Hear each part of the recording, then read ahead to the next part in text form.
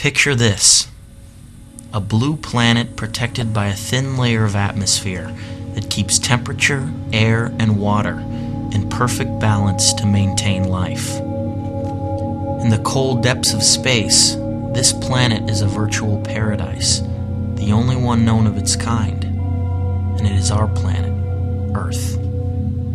But something is wrong.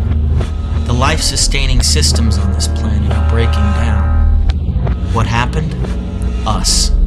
Human civilization and our relentless consumption has brought this planet to the brink. But specifically, our destructive addiction to one single resource may push us over the edge. And that resource is oil. Oil is essentially ancient sunlight. Since the dawn of time, plants captured sunlight. After billions of years of decomposing in the earth, this fossilized sunlight became a fuel: oil, coal, or gas. This ancient sunlight has become modern civilization's battery pack. The problem is, oil is a finite resource. We are running out of the very thing our society is dependent on in order to function.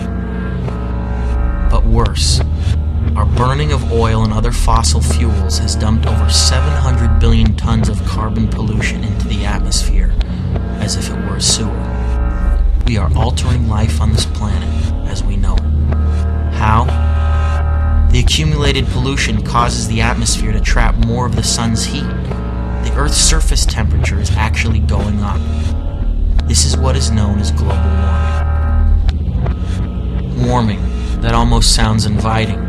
That in a world 20 years from now, we will all be living in a tropical paradise, where the extent of our problems will be pondering which SPF sunscreen to use.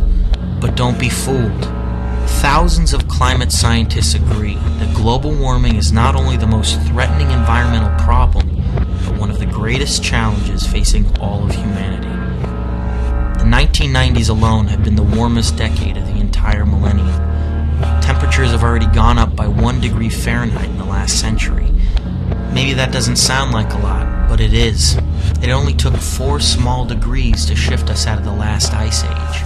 When you turn on the TV and you hear about killer heat waves, extreme weather conditions, freak storms, drastic flooding of cities, rising sea levels, giant chunks of ice breaking off from the Antarctic, coral reefs bleaching out and dying, make the connection.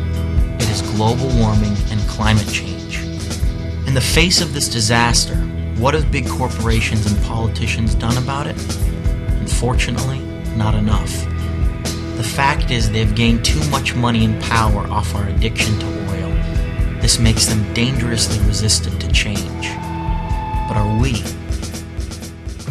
We must demand a separation between oil and state. We can get off oil and slow down global warming. We can use energy more efficiently and support renewable, clean energy sources, new green technologies that don't burn carbon like hydrogen fuel cells, wind and solar power.